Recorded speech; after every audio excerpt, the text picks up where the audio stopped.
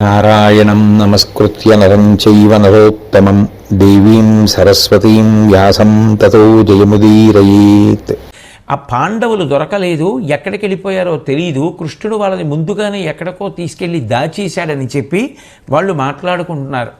మరునాడు ఉదయం దృష్టద్యుమ్నుని యొక్క సారథి గబగబా రథం తీసుకొని ఆ పాండవులు ఉన్నటువంటి చోటికి వెళ్ళి నలుగురు తమ్ముళ్లతోటి శ్రీకృష్ణ పరమాత్మ సాత్యకిలితో కలిసి ఉన్నటువంటి ధర్మరాజు గారిని కలుసుకుని నరవర మన వీడు నడిరేయి కృతవర్మయును కృపాచార్యుండు తనకు తోడుగా వచ్చి జనులు నిద్రా వివశాత్ములయ్యుండ అశ్వత్థామయొకడు సొచ్చి తొలుత దృష్టజ్యుమ్ను త్రుంచి తత్సోదర తనయాది పాంచాల తతుల ముట్టి అన్యాయ విధిని నింద్యమైన విక్రమ లీలాతిశయమున నెలకలిపి చేదిబలము నెల్ల చెండి మాత్స్య ప్రభద్రకుల మేలుకాంచి ద్రౌపదేయులను శిఖండీ కూర్చుకొని తన్ను తాకిన బెట్టు చంపెనంతబట్టువారి.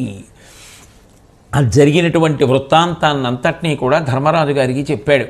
రాత్రికి రాత్రి కృతవర్మని ఆ కృపాచార్యుల వారిని తీసుకుని అశ్వత్థామ వచ్చాడు, శిబిరంలో ప్రవేశించాడు, దృష్టజ్యుమ్నుడిని సంహరించాడు. అలాగే శిఖండి మిగిలినటువంటి రాజులు కలిసి అశ్వత్థామ మీదకి వెడితే ఆ దివ్యమైనటువంటి ఖడ్గంతో బాణాలను ప్రయోగించి చంపేశాడు.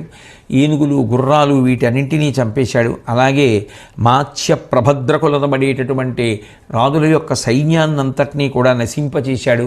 చిది మహారాజు గారి యొక్క సైన్యాన్ని నశింపచేశాడు. చిట్ట చివరికి ఉపపాండవులందరినీ కూడా చంపేశాడు అని చెప్తుండగా ఆ ఎంత బ్రతిమాలినా వినకుండా తలతల మెరుస్తున్నటువంటి ఆ కత్తితో అశ్వత్థామ సంహరించాడు. పారిపోదామనుకున్న వాళ్ళని ఆ ద్వారాలు దాటి బయటికి రాకుండా కృతవర్మ కృపాచార్యులు అడ్డగించి చంపేశారు.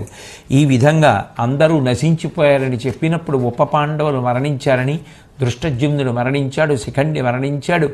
ఆ మిగిలినటువంటి ఆ ద్రుపద మహారాజు గారి యొక్క కుమారులిద్దరూ మరణించారనేటటువంటి బాధతో ధర్మరాజు గారు చాలా శోకించినటువంటి వాడై సముద్రం అంతా దాటిన తరువాత ఏదో ఒక చిన్న ఆ నీటి పాయలో మునిగిపోయినట్టుగా ఉంది ఈ పరిస్థితి. ఇంత పెద్ద కురుక్షేత్ర సంగ్రామంలో విజయాన్ని సంపాదించి చిట్ట చివరికి అందరూ కూడా ఈ విధంగా ఆ అశ్వత్థామ చేతిలో మరణించడం అనేటటువంటిది చాలా బాధాకరమైనటువంటి విశేషమని చెప్పి మాట్లాడుతుంటే కృష్ణ పరమాత్మ ధర్మరాజుని మిగిలినటువంటి సోదరుల్ని స్వాంతన పొందేటట్టుగా మంచి మాటలు చెప్పారు.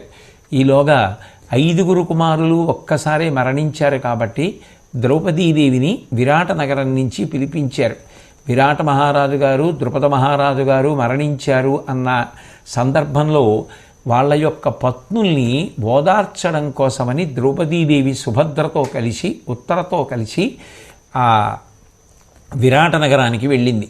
ఉపపాండవులు మరణించారు అనేటటువంటి వార్త తెలుసుకున్నటువంటి ద్రౌపదీదేవి ఆ విరాట నగరం నుంచి బయలుదేరి ఈ యుద్ధం జరుగుతున్నటువంటి ప్రదేశానికి దగ్గరికి వచ్చి ఆవిడ ఎంతో బాధను పొంది, తల్లి 5 కొడుకులు ఒక్కసారి మరణించారు, ఇన్ని కష్టాలు పడింది మహాతల్లి, ఇన్ని కష్టాలు పడి అమ్మయ్య కష్టాలు గట్టెక్కాను, దుర్యోధనుడు కూడా మరణించాడు, ఇక ఈ 5 పిల్లలు ఎంతో సంతోషంగా తండ్రులతో కలిసి వృద్ధిలోకి వస్తారనుకునేటటువంటి సమయంలో రాత్రికి రాత్రి అధర్మ యుద్ధంలో గురుపుత్రుడే వచ్చి వాళ్ళని మట్టు పెట్టాడు అని తెలుసుకున్నటువంటి తల్లి హృదయం ఎంత సంక్షోభాన్ని పొందుతుందో వేరుగా వర్ణించవలసినటువంటి అవసరం ఉండదు. కాబట్టి ఆ ద్రౌపదీదేవి ధర్మరాజు గారితో మాట్లాడుతూ కలిమికి నొప్పుగాగ బలగంబయినీకడ నా తనూభవుల్ మెలగగ చూడగానన అమేయ భుజాబలశాలి విక్రమోజ్వలుడు సుభద్ర పట్టియును వమ్మయిపోయే అనూన భోగముల్ కలిగిన ఏమియున్ మరవగా వశమే మనకా కుమారులన్. వాళ్ళందరూ చక్కగా వృద్ధిలోకి వస్తారు. యుద్ధం అయిపోయింది కాబట్టి, రాజ్యం మనకు వచ్చింది కాబట్టి, ధర్మరాజు గారు పట్టాభిషేకాన్ని పొందితే ఆ ఉపపాండవులు తిరుగుతుంటే చూసి సంతోషించాలనుకున్నాను. అవతల సుభద్ర యొక్క కుమారుడైనటువంటి అభిమన్యుడేమో ఆ రకంగా యుద్ధంలో మట్టు పెట్టబడ్డాడు. అంతమంది కలిసి ఒక్కడిని చేసి చంపేశారు. ఇప్పుడు ఎంత రాజ్యం ఉంటే మాత్రం, ఎన్ని భోగభాగ్యాలు ఉంటే మాత్రం ఎంత ఐశ్వర్యం ఉంటే మాత్రం అయ్యో పిల్లలు లేరే అన్నది జ్ఞాపకానికి వస్తూనే ఉంటుంది కదా, అంత సంతోషంగా మనం ఉండగలమా అని చెప్పి ఆ బిడ్డల గురించి ఆమె ఏడుస్తూ, మంచి నిద్రలో ఉన్న సమయంలో ఇంత అధార్మికంగా గురుపుత్రుడైనటువంటి అశ్వత్థామ వచ్చి చంపడం దారుణమైనటువంటి విషయం కదా అని చెప్పి, ఈ క్షణంలో అశ్వత్థామని పట్టి చంపడం కన్నా వేరొక మార్గం లేదు అంటూ, వాయుసుతుబనిచి నీడటు సేయింపక తక్కితేని చెప్పెద విను, ఏన్ ప్రాయోపవేశమున ఈ కాయముపేక్షింతుచుమ్ము కౌరవనాథ. ధర్మరాజు గారితో మాట్లాడుతూ ద్రౌపదీదేవి అంది, ఈ క్షణంలో నువ్వు ఆ భీమసేనుణ్ణి పంపించి ఎక్కడ ఉన్న ఆ దృష్టజ్యుమ్ను ఆ అశ్వత్థామని సంహరించకపోతే నేను ఇక్కడే ప్రాయోపవేశం చేస్తాను, చేసి ఆమరణాంత దీక్ష, మరణము కలిగే వరకు ఏ ఆహారం ముట్టుకోకుండా ఇలాగే ఉండిపోయి ప్రాణములను వదిలిపెట్టేస్తాను. కాబట్టి వెంటనే భీమసేనుణ్ణి పంపించి ఆ అశ్వత్థామని మట్టు పెట్టడం కన్నా నాకు వీరొక ప్రతిపాదన ఏదీ కూడా అంగీకారయోగ్యం కాదు అంటే, వెంటనే ధర్మరాజు గారు రాజుల యొక్క కుమారులు అనేటటువంటి వాళ్ళు యుద్ధాలలో మరణించడం అనేటటువంటిది సర్వసాధారణమైన విషయం కదా ద్రౌపది, దానికి నువ్వు ఇంత దుఃఖాన్ని పొందడం మంచిది కాదు అంటే ఆ ద్రౌపదీదేవి అంగీకరించలేదు. అశ్వత్థామ మరణించవలసినదే, ఆయన తలలో ఉండేటటువంటి దివ్యమైనటువంటి రత్నాన్ని నాకు గుర్తుగా తీసుకొచ్చి చూపించాలి. ఎక్కడో అరణ్యంలో పరిగెత్తిపోయాడు, ఎక్కడో మరణించాడు, నీకెలా చూడడం సంభవిస్తుంది అని ధర్మరాజు అన్నాడని ఆవిడ జవాబు చెప్తూ, నాకు ఆ అశ్వత్థామ తలలో ప్రకాశించేటటువంటి దివ్యమణిని తీసుకొచ్చి గుర్తుగా చూపించమని అడిగింది.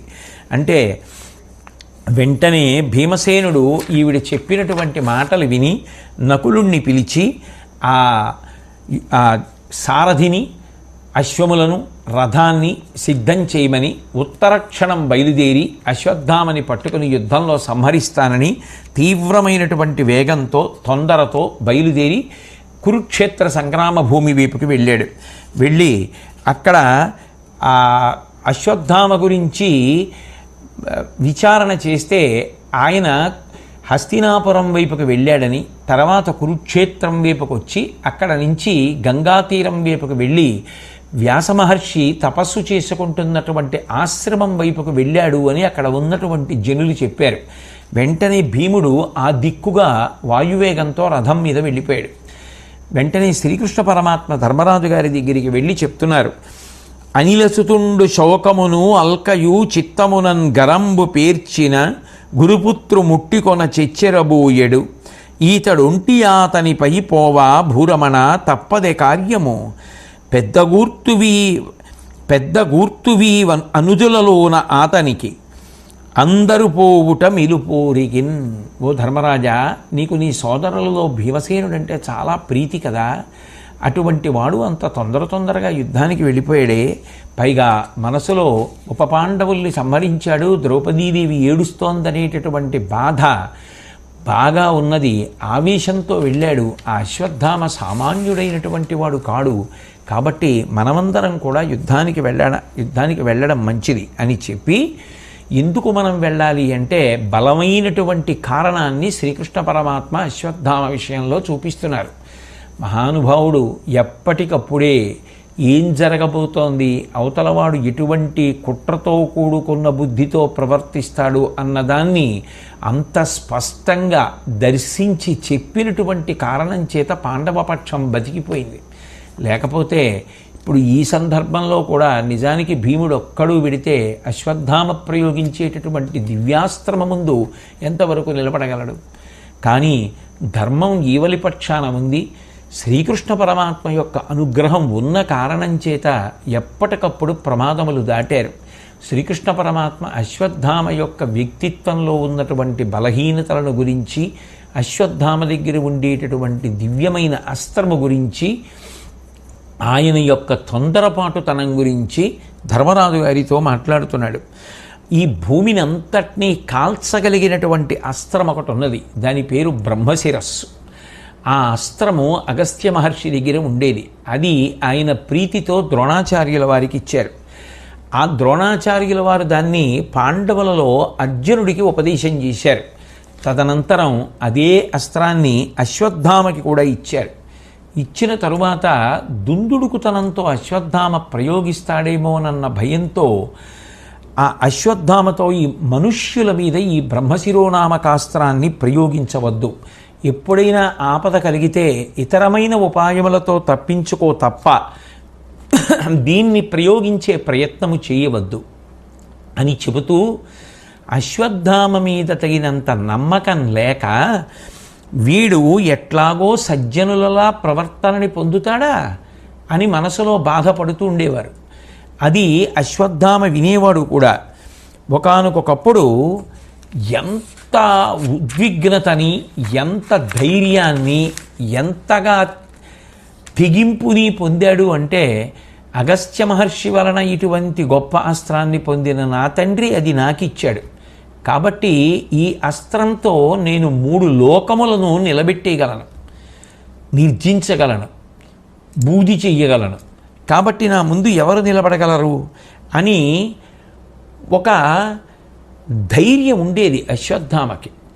పాండవులు అరణ్యవాసం చేస్తున్నటువంటి సమయంలో ఒకప్పుడు అశ్వత్థామ శ్రీకృష్ణ పరమాత్మ దగ్గరికి వెళ్ళాడు.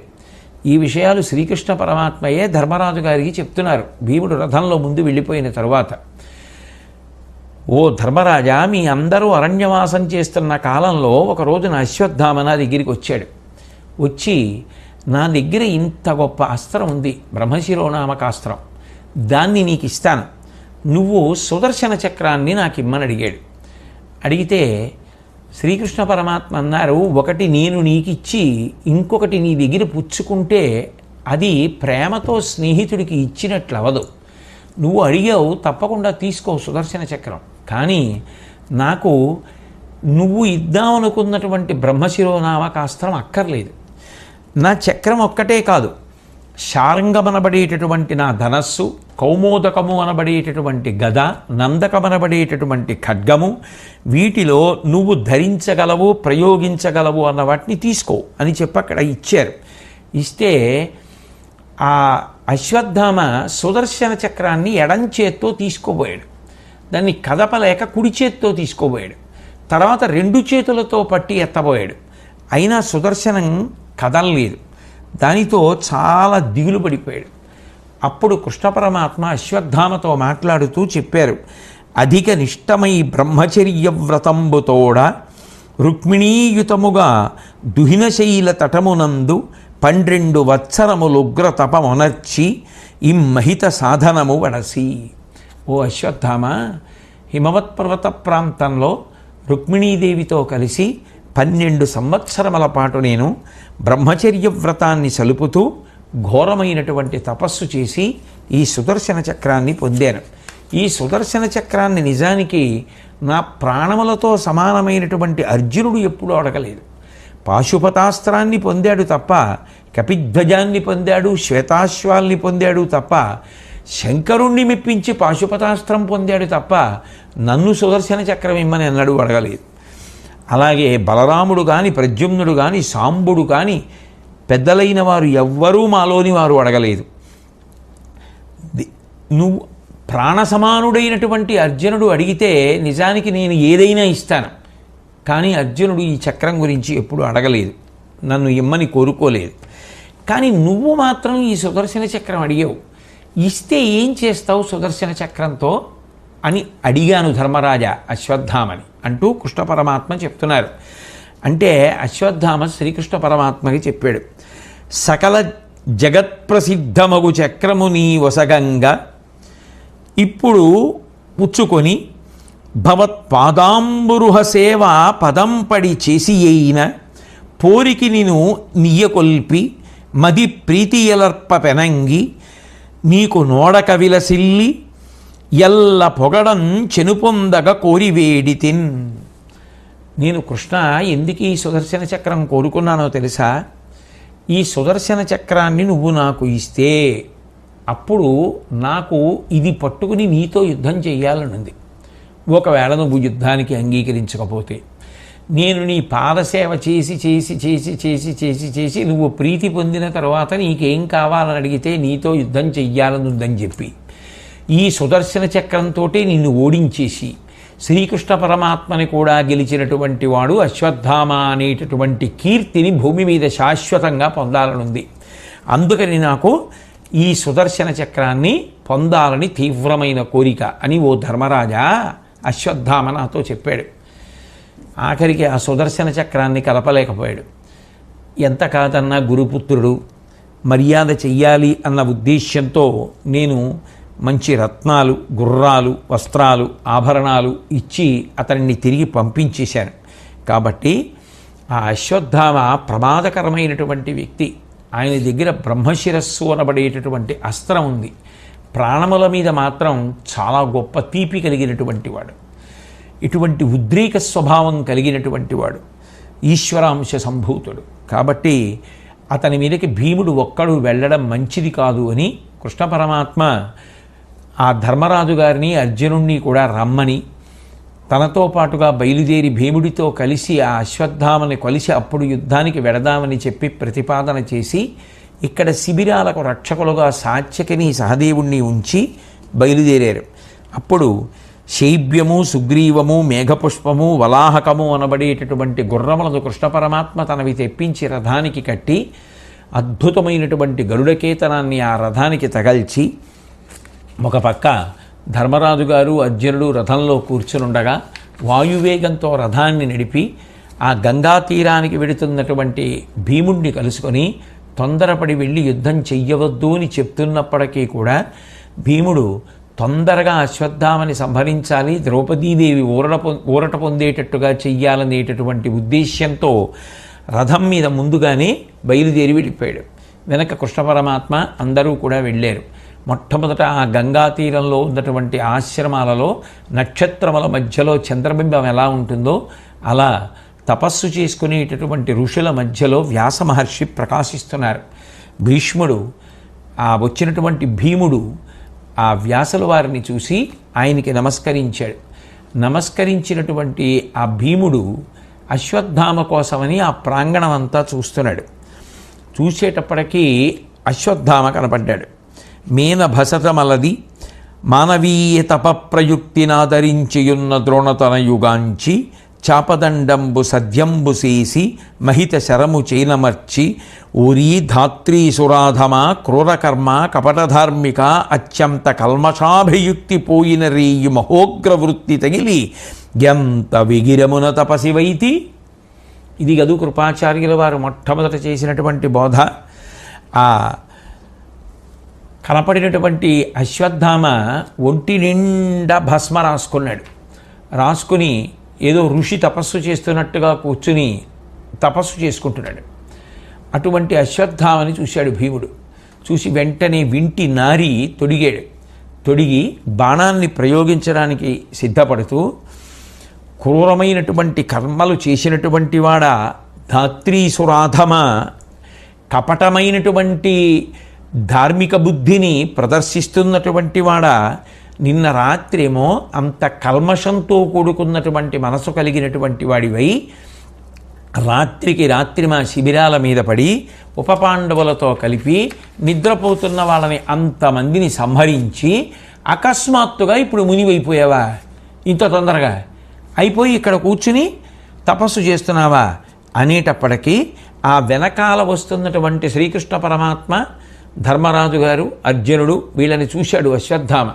ఎక్కడ దివ్యాస్త్రములను తన మీద ప్రయోగిస్తారో అనేటటువంటి భయంతో అసలు మాట కూడా మాట్లాడకముందే తొందరపడి ఒక రెల్లు గడ్డిపోచను ఒక దాన్ని తీసి దాని మీద బ్రహ్మశిరోనామకాస్త్రాన్ని అభిమంత్రించి అపాండవం అయిపోవాలి అని చెప్పి సంకల్పం చేసి విడిచిపెట్టాడు. వెంటనే ఆ బ్రహ్మశిరోనామకాస్త్రం అగ్నిహోత్రాన్ని వెదజల్లుతూ పాండవుల వైపుకి వెళ్ళిపోతోంది. వెళ్ళిపోతున్నప్పుడు శ్రీకృష్ణ పరమాత్మ చూసి ఇది పరమ భయంకరమైనటువంటి అస్త్రం, ఇది వచ్చేస్తోంది కాబట్టి అర్జున నువ్వు కూడా అటువంటి అస్త్రాన్ని ప్రయోగించి నిన్ను మిగిలినటువంటి పాండవుల్ని రక్షించుకోమన్నారు. వెంటనే అర్జునుడు కూడా అటువంటి అస్త్రాన్ని ప్రయోగించాడు. ఈ రెండు అస్త్రాలు కలుసుకున్నటువంటి కారణం చేత పంచభూతములలో బయలుదేరినటువంటి వ్యగ్రత యావత్ విశ్వము కూడా భయానికి లోనైపోయినటువంటి పరిస్థితులలో లోక సంరక్షణం చేయడం కోసమని నారద మహర్షి బయలుదేరి అక్కడికి వస్తే నారదుడు వ్యాసుడు ఇద్దరూ కలిసి అర్జునుడి దగ్గరికి వచ్చారు.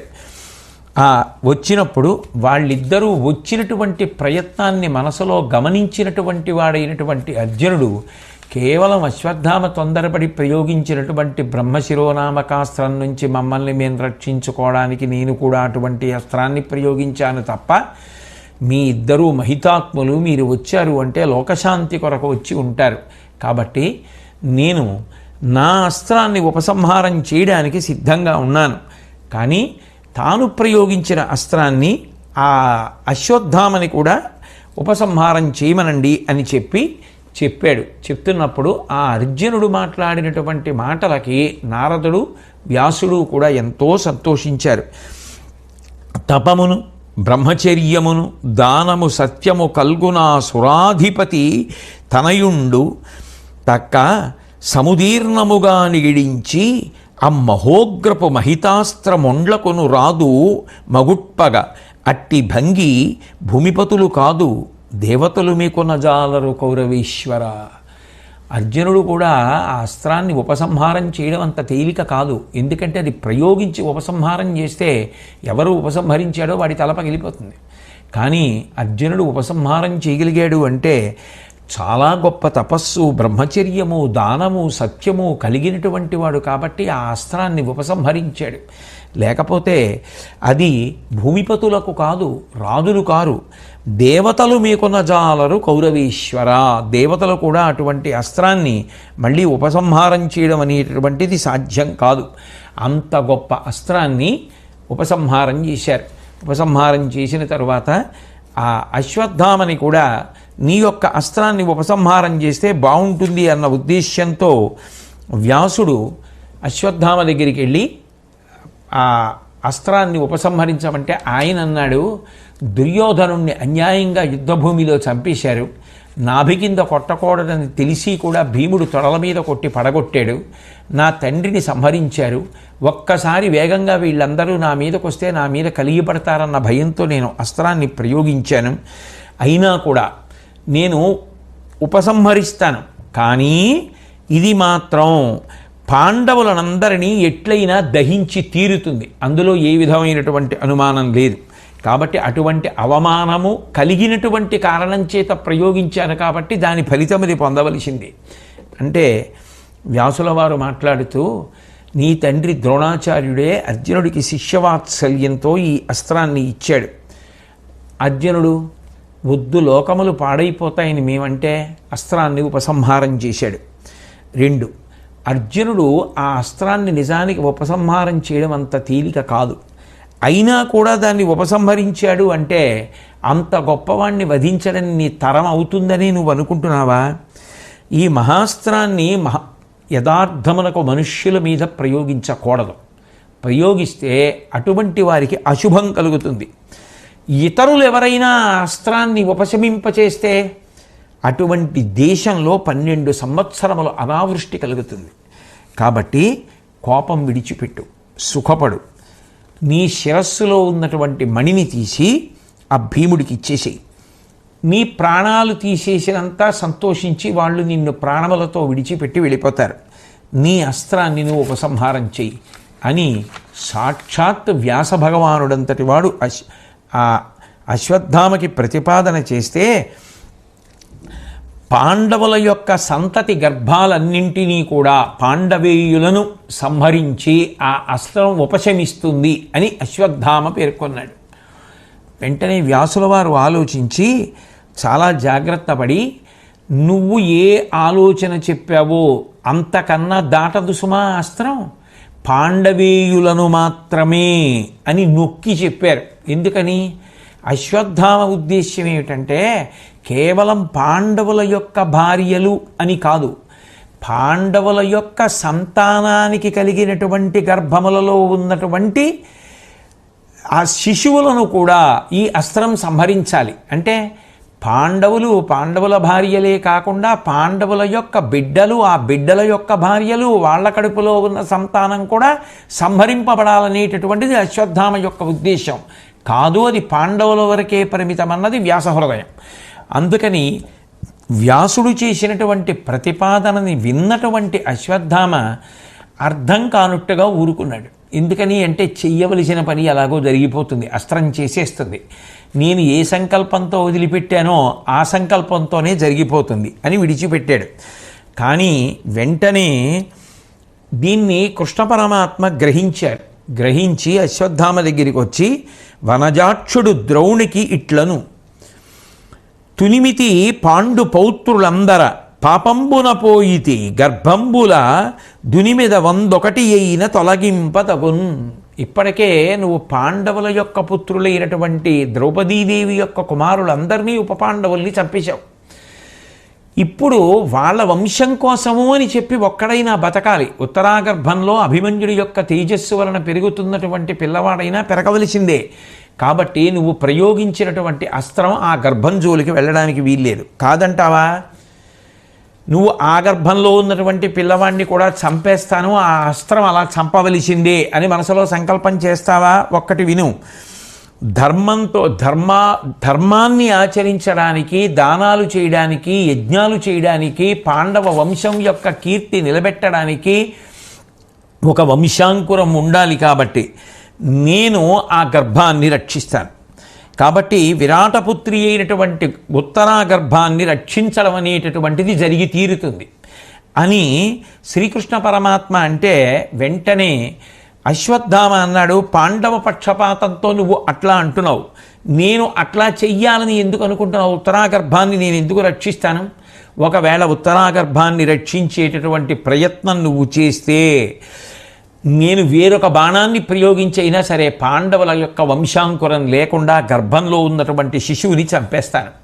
ఓ అర్జునమిత్రుడా, నువ్వు గర్భాన్ని కాపాడగలవు, నేను గర్భాన్ని విచ్ఛిన్నం చేసేస్తాను, తెలుస్తుంది కదా అన్నాడు. అంత క్రూరంగా, ఆఖరికి కనపడిన పిల్లల్ని చంపేయడం కాదు, కడుపులలో ఉన్నటువంటి శిశువుల్ని, పిండాల్ని కూడా దగ్ధం చేయడానికి సిద్ధపడ్డాడు. అప్పుడు శ్రీకృష్ణ పరమాత్మ మాట్లాడుతూ, ఒకానొకప్పుడు త్రికాలజ్ఞుడైనటువంటి ఒక బ్రాహ్మణుడు ఉపప్లావ్యానికి వచ్చాడు. వచ్చి ఉత్తరని చూసి, అమ్మా, నీ పుణ్యం చేత ప్రాణాలు కృషించిపోయినటువంటి కుమారుడు కలుగుతాడు నీకు, వాడిని పరీక్షిత్ అని పిలుస్తారు. ఆ పిల్లవాడు చాలా చాలా గొప్పవాడవుతాడు, పాండవులకు వంశోద్ధారకుడు అవుతాడు అని చెప్పాడు. కాబట్టి ఆ బ్రాహ్మణుడు చెప్పినటువంటి మాట అసత్యమయ్యేటటువంటి అవకాశం లేదు. ఆ పిల్లవాడు బ్రతికి తీరుతాడు, పాండవ వంశం నిలబడుతుంది. కానీ నువ్వు రాత్రికి రాత్రి ఇంతమందిని చంపి ఆఖరికి అదే ఉగ్రతతో ఏనుగుల్ని, గుర్రాల్ని కూడా చంపేసి ఉపపాండవుల్ని చంపేయడం కాకుండా బ్రహ్మశిరోనామకాస్త్రాన్ని పోని ఎదురుగుండా ఉన్నటువంటి పాండవుల మీద ప్రయోగించి అక్కడ వరకు మాత్రమే నీ లక్ష్యాన్ని పరిమితం చెయ్యకుండా ఎక్కడో పాండవ సంతతికి సంబంధించినటువంటి గర్భంలో, ఆ పాండవ సంతతికి సంబంధించిన భార్యల యొక్క గర్భాలలో ఉన్నటువంటి పిండములు కూడా నశించిపోవాలని కోరుకుంటున్నావు. కాబట్టి ఇంత క్రౌర్యంతో ప్రవర్తిస్తున్నావు. కాబట్టి నువ్వు ఆహారం లేక నిస్సహాయుడవై కంపు కొట్టేటటువంటి రక్తంతో శరీరం అంతా కాలిపోతూ ఉండగా 3000 సంవత్సరములు తిరుగుతుండు. ఇది నీకు నా యొక్క శాపం అని చెప్పారు. చెప్పిన తర్వాత వ్యాసుడు కూడా ఆ అశ్వత్థామ యొక్క క్రూరత్వంతో కూడినటువంటి ఆలోచనలు, ఎవరు చెప్పినా విననటువంటి ఆ పట్టుదల చూసి, బ్రాహ్మణుడవయ్యు ఇట్లు క్రూరతకు రోయక అస్మదీయ వాక్యంబుల నాదరంబు సేయక ఈ పాపకర్మము చేసినాడవు అచ్యుతుడు వల్కినట్టుల అగువు నీకు. ఓ అశ్వత్థామ, పుట్టడం బ్రాహ్మణుడవై పుట్టావు, కానీ మహాక్రూర బుద్ధి మనసులో పెట్టుకున్నావు. ఆఖరికి నేను చెప్పినటువంటి మాటలు వినడానికి కూడా ఇష్టపట్టలేదు. ఇంతమంది పిల్లల్ని చంపడానికి సిద్ధపడుతున్నావు, గర్భాలలో ఉన్న పిండాల్ని కాల్చేయడానికి సిద్ధపడుతున్నావు. కాబట్టి అచ్యుతుడు నీకు ఏ శాపం ఇచ్చాడో ఆ శాపమే నిజమగుగాక అన్నాడు. అశ్వత్థామ ఎంత తొందరపాటు, ఎంత క్రౌర్యం అంటే వెంటనే వ్యాస భగవానుడంతటి వాణ్ణి శపించాడు. నువ్వు కూడా మనుష్యులలో తిరుగుదువుగాక అని ప్రతిశాపం ఇచ్చాడు. అయితే చిత్రం ఏమిటంటే, ఇచ్చినంత మాత్రం చేత మహాత్ములైనటువంటి వారికి వచ్చేటటువంటి లోటు ఏమీ లేదు. ఆ అశ్వత్థామ శ్రీకృష్ణ పరమాత్మ చేత శాపాన్ని పొందారు. ఆ మణిని పట్టుకొని కృష్ణ పరమాత్మ తిరిగొచ్చి పాండవులతో క్షేమంగా ఆ మణిని ద్రౌపదీదేవికి ఇచ్చారు. ఆవిడ దాన్ని ధర్మరాజు గారికి ఇచ్చింది. ధర్మరాజు గారు దాన్ని ఆ తల మీద అలంకరించుకున్నాడు. అలంకరించుకున్న తర్వాత ఆమె యొక్క దుఃఖాన్ని ఉపశమనం కలిగేటట్టుగా ధర్మరాజు గారు మాట్లాడారు. ఆవిడ తిరిగి కించిత్ సంతోషాన్ని పొందింది. శ్రీకృష్ణ పరమాత్మ యొక్క అనుగ్రహ విశేషం చేత అశ్వత్థామ ఆ విధంగా మడిసిపోయాడు. ఇక ఈ జరిగినటువంటి సౌప్తిక పర్వంలో ఉన్న విషయాల్ని చూస్తే కొన్ని ప్రధానమైనటువంటి అంశములు మనకి గోచరిస్తాయి. ఒకటి, సంజయుడు దుర్యోధనుడు మరణించే వరకు మాత్రమే ప్రత్యక్షంగా చూసి కథని ధృతరాష్ట్రుడికి చెప్పాడు. ఎందుకని అంటే, యుద్ధభూమిలో పడిపోయి ఉన్నటువంటి దుర్యోధనుడి దగ్గరికి ఈ అశ్వత్థామ మొదలైనటువంటి వారు శిబిరాలలో ఉన్న వారిని సంహరించిన తరువాత వెళ్ళారు. వెళ్ళి, నువ్వు ఎటూ ప్రాణములను విడిచిపెట్టి స్వర్గానికి వెడుతున్నావు, నీ కుమారుడైనటువంటి అశ్వత్థామ నిన్ను ఇంత దారుణంగా చంపిన దృష్టజ్యుమ్నుడిని సంహరించాడు అన్న మాట మా తండ్రి ద్రోణాచార్యుడికి చెప్పమని ఈ అశ్వత్థామ దుర్యోధనుడికి చెప్పి, తాను రాత్రికి రాత్రి సంపాదించినటువంటి విజయాన్ని, నిద్రపోతున్న వారిని అందరినీ సంహరించిన వృత్తాంతాన్ని దుర్యోధనుడికి చెప్తే, దుర్యోధనుడు ఎంతో సంతోషాన్ని పొంది, మీరందరూ సుఖంగా ఉండండి, మళ్ళీ మనం స్వర్గలోకంలో కలుసుకుందామంటూ ఇక బాధ ఓర్చలేక శరీరాన్ని వదిలిపెట్టేశాడు. ఎప్పుడైతే యుద్ధభూమిలో శరీరాన్ని దుర్యోధనుడు విడిచిపెట్టేశాడో అక్కడ వరకు మాత్రమే వ్యాసుడు సంజయుడికి ఇచ్చినటువంటి వరం పనిచేస్తుంది. దుర్యోధనుడు మరణించిన తరువాత జరిగినటువంటి విషయాల్ని చూడడం కానీ మళ్ళీ చూసి చెప్పడానికి అవకాశం కానీ ఇక లేదు. ఎందుకనంటే ఇంచుమించుగా యుద్ధం అంతా పరిసమాప్తం అయిపోయినట్టే. కాబట్టి ధృతరాష్ట్ర మహారాజా, ఇక నేను చూసి చెప్పడం సాధ్యం కాదు, కానీ జనమేజయుడికి చెప్తున్నటువంటి భారత కథగా మిగిలిన కథ వివరణం జరిగింది. ఇందులో అసలు అశ్వత్థామకి ఇంత ఉగ్రత ఎందుకు కలిగింది, ఎందుకు వాళ్ళందరినీ సంహరించాడు?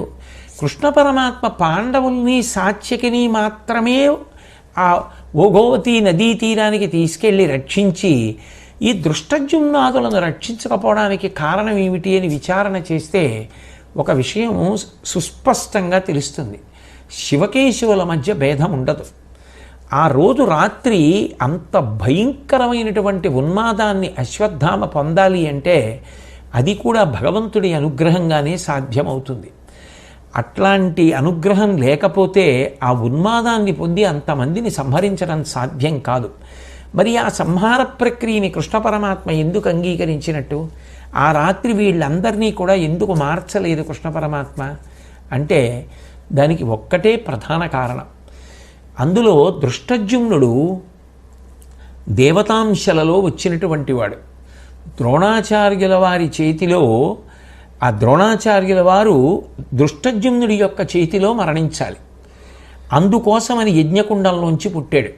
ద్రోణాచార్యుల వారిని సంహరించాడు. అక్కడతో దృష్టజ్యుమ్నుడి పుట్టుకకు సంబంధించినటువంటి ప్రయోజనం పూర్తయిపోయింది. ద్రోణాచార్యుల వారు కూడా దృష్టజ్యుమ్నుడిని చంపే కొడుకు తనకి పుట్టాలి అని తపస్సు చేశాడు. తత్ఫలితంగా ఈ అశ్వత్థామ పుట్టాడు. కాబట్టి ఇప్పుడు అశ్వత్థామ దృష్టజ్యుమ్నుడిని సంహరించాలి. ఇక వచ్చిన ప్రయోజనం పూర్తయిపోయిన తరువాత తిరిగి దృష్టజ్యుమ్నుడు వెళ్ళిపోవాలి అంటే కృష్ణ పరమాత్మ యొక్క రక్షణ ఉండకూడదు. ఉండకుండా ఉంటే వచ్చిన ప్రయోజనాన్ని పూర్తి చేసుకున్న దృష్టజ్యుమ్నుడు తిరిగి దేవతల యొక్క అంశలోకి వెళ్ళిపోతాడు. రెండు, శిఖండి ఆ కుబేరుని యొక్క మిత్రుడైన స్థూలకర్ణుడి దగ్గర మగతనాన్ని ఎరువు తెచ్చుకున్నాడు. శిఖండి మరణిస్తే తప్ప స్త్రీగా ఉన్నటువంటి కుబేరుడి యొక్క మిత్రుడు మళ్ళీ పురుషుడు కాడు. మీరు ఆ కథనంతటినీ కూడా ఉద్యోగ పర్వంలో విన్నారు. కాబట్టి ఇప్పుడు శిఖండి మరణిస్తే శిఖండి యొక్క పుంస్త్వము, మగతనం మళ్ళీ ఆ స్థూలకర్ణుడికి వెడుతుంది. ఆయన ఎంతకాలం స్త్రీగా ఉండిపోతాడు శిఖండికి ఉపకారం చేసి?